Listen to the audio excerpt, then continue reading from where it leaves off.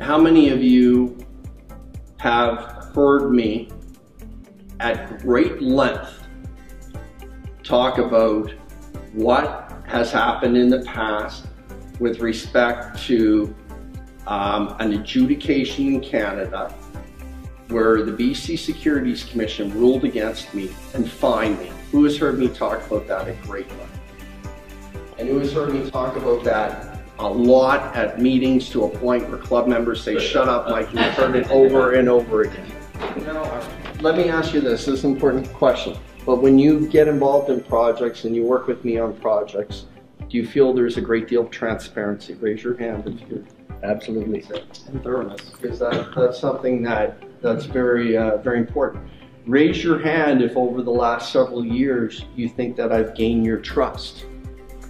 Absolutely.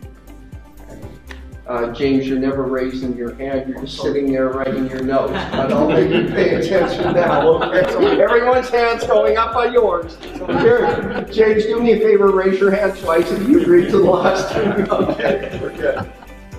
Darcy. I'd just like to say that since the beginning you've been completely open and honest, and I think your integrity is top notch, and I have no doubts at all about your integrity or the way you bring information to us. You're very thorough on your background, digging into the facts and the deals and stuff, and I'm very, very impressed with how you bring things to us. Great stuff, thank you.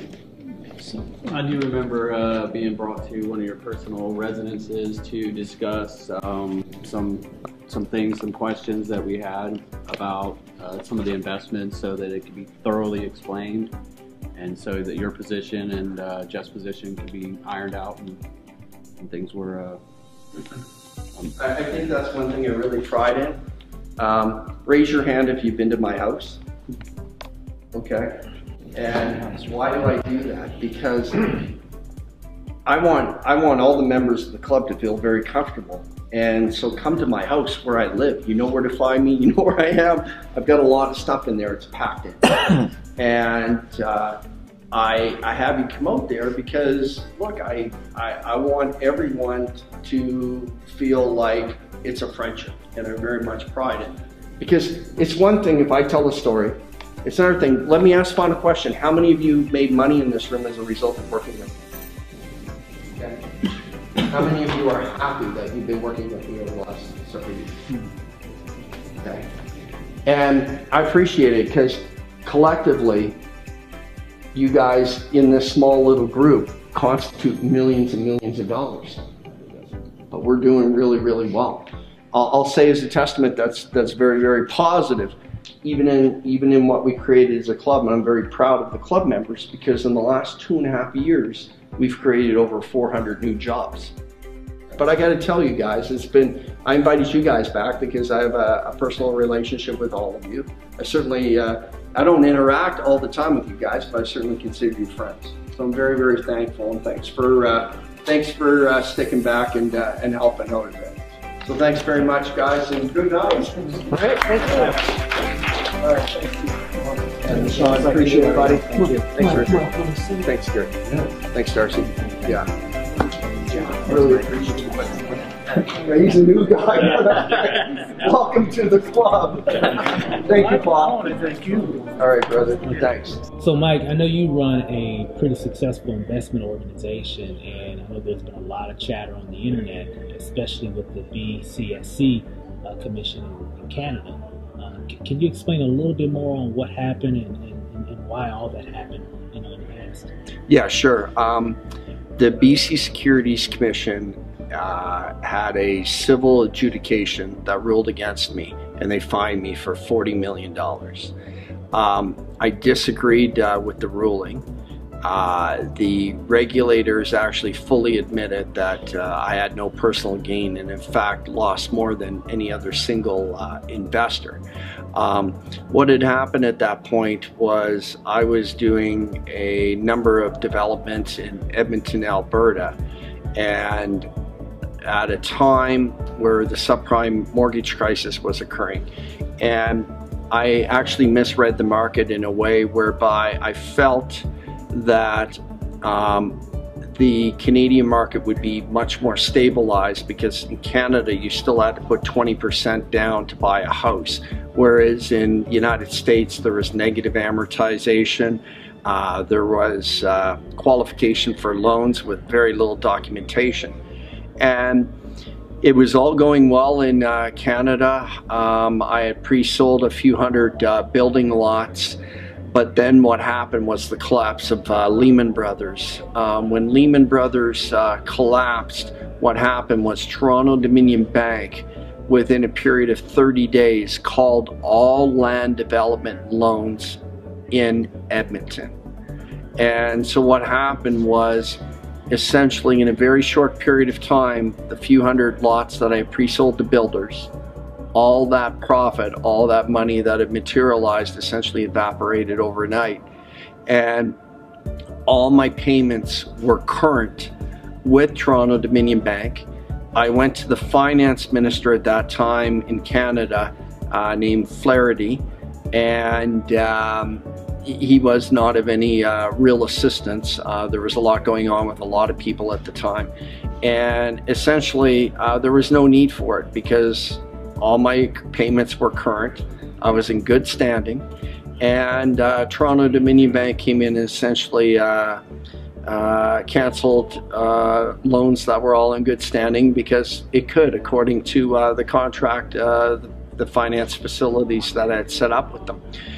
And I actually created a YouTube video that I'd encourage anyone to look at. It's basically Toronto-Dominion Bank and Mike Lathigee, and Lathigee, and you can actually see it, and it's got several thousand views, and it's basically the story of what Toronto-Dominion Bank did in large capacity to put my company out of business. However, what the regulators determined was I did not have enough disclosure in my financial statements. They felt that the company was in a much more unstable position than I had disclosed. I disagreed. I disagreed because we had sold, our balance sheet was strong. We had sold a few hundred lots. In addition, I had two former CFOs who were at the adjudication. They gave testimony for over 2 days, about 16 hours of testimony. They described how the disclosure was accurate. They disclosed how what I was talking about was in fact the actual case of the shape the company was in at that point. However, in the end, the adjudicators disagreed. They ruled against me. The fine was $40 million, and since then I have launched several lawsuits that I've won successfully. Those are located on vindication.com, and on those it really talks about, in a lot of ways, I called it that because it's a lot of vindication towards my name. Another thing too is investors who have gotten involved with me over the last 5 years, I've always stated very publicly, make sure you go on the internet, Google my name, and get all your questions answered before you invest in any project that I'm doing. So you disclose that publicly very, very clearly? Yeah, both in the prospectus, and because the type of investments meetings that I do, it's never done just through email and electronic mail and over the internet. Everything is done in person. I meet with everybody. It's I call it the Las Vegas Investment Club. I meet with everyone. We'll have anywhere, you know, at our typical meeting between 50 and about 200 people, and they have been told many times. I've told them the story. I've answered all the questions, and I think one thing that very much is going in favor right now is I've led several deals that have gone very well over the last 5 years, and basically it's gotten to a point where the members or the investors say, look, we know everything, we're comfortable with it, you don't have to keep talking about it. But I do keep talking about it, and I do keep talking about it because I always want to make sure it's out in the public domain. And I'm not going to go on and change anything on the internet. I'm proud of my track record. I'm proud of what I've done in the past. I certainly have not been right every time. I certainly give fault that I misread the subprime mortgage crisis. But again, the biggest loser on all that was in fact myself. I came to Las Vegas and I came down here with zero and rebuilt. I actually borrowed money to buy the house that I originally got when I came down here with investors who still supported me, paid them back, and have done very well since then on rebuilding, and have a lot of happy people. Gotcha. So Mike, now I know there's been some recent news articles in several newspapers about some things that's happened in the past. I mean, care to comment on some of those different stories in some of the media outlets? Yeah, that's a great question. Thanks, Steve. There's been articles. The most recent one was certainly a story that talked about the $40 million fine levied against me, and it was written in such a way that conveyed a message that somehow I took $40 million, came down to Las Vegas, and was living some sort of great lifestyle. The reality was I came to Las Vegas and I rebuilt. I borrowed money from people who still believed in me, were willing to support. I was able to buy a house and paid those people back with a return. And actually it's interesting because in that particular article that I'm referring to, they showed a picture of my house, the front, the back, and the aerial view, and they basically sort of implied that somehow the money was taken from investors and used for that. It couldn't be further from the truth. I will reiterate again that the adjudicators fully admitted in the ruling against me that I had no personal gain. So that type of stuff, you know, you don't really fight against. What you do is you just continue to do the very best that you can for the people who are involved with you now, the investors who are involved. I have a great track record. I have many investors, it's in the hundreds, who've reinvested in several projects, and I'm sure most, if not all, would be a walking support for their involvement with me. I'm very, very transparent. I certainly talk about everything to do with the past, and although my people get involved in private companies, or private offerings that I set up, I organize, and I manage, I set everything up in a way that no other money manager does something. I don't take any money out until my people are fully repaid. And then at that point, my general way I do it is it's a 50-50 split after that.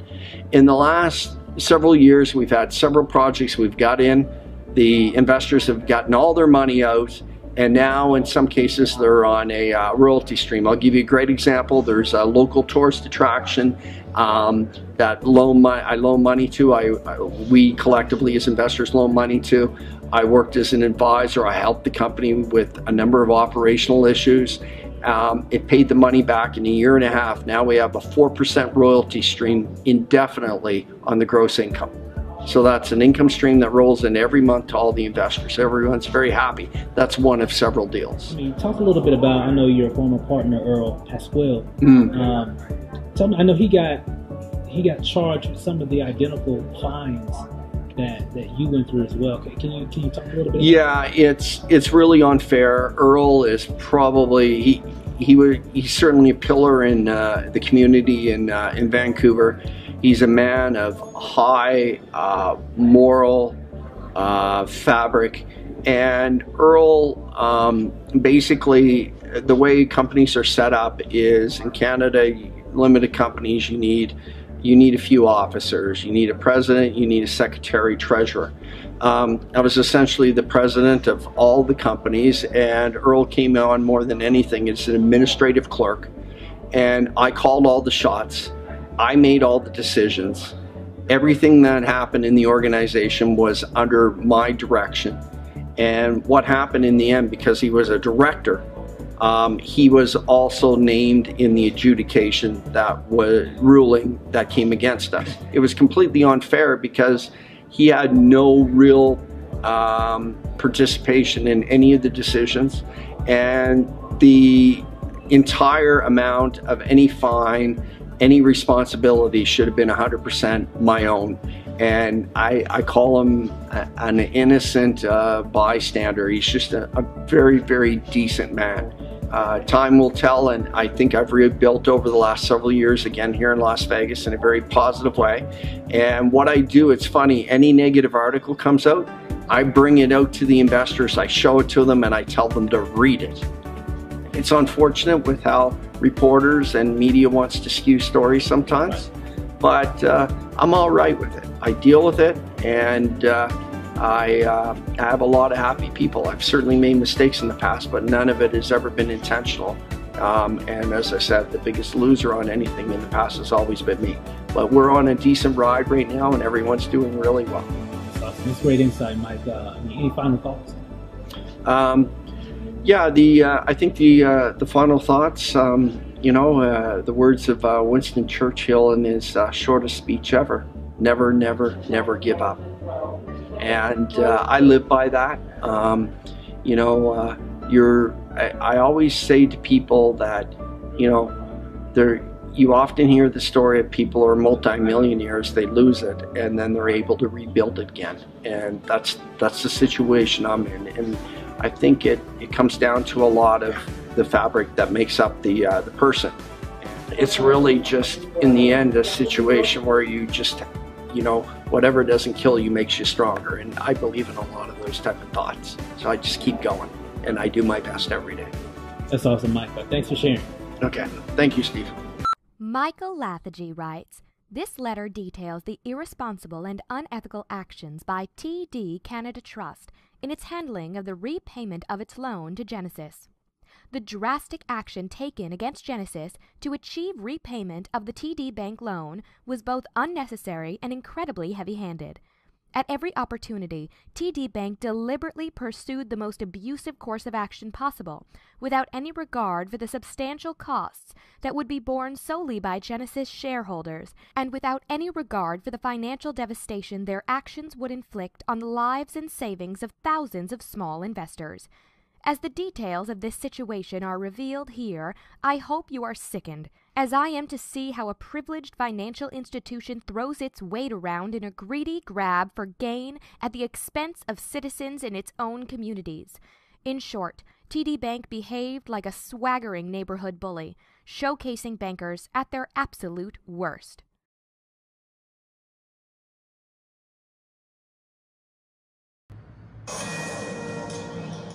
TD Bank getting hit with a record $3 billion fine in response to an international money laundering investigation.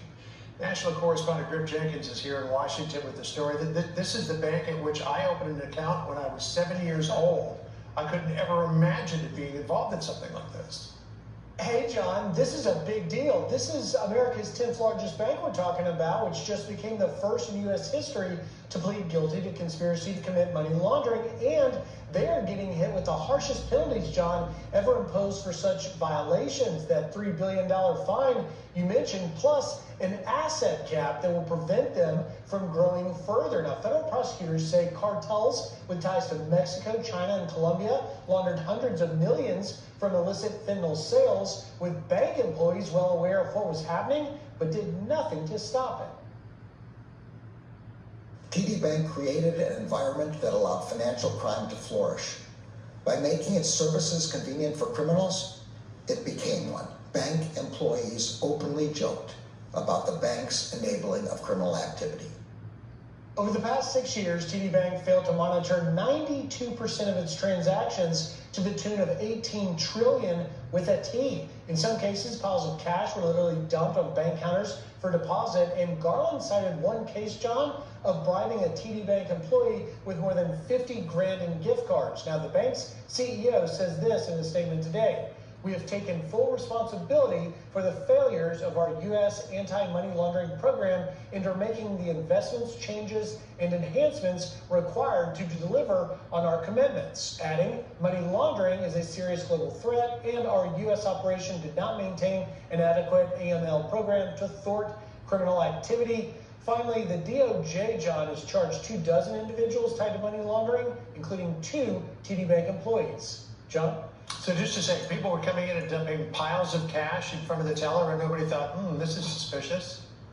Yeah, really brazen stuff. In addition, they also said that ATM transactions, withdrawals rather, were 40 to 50 times beyond daily limits. It's really quite remarkable what was happening. All right, Griff Jenkins with the story on the TD Bank. Griff, thank you. Jillian?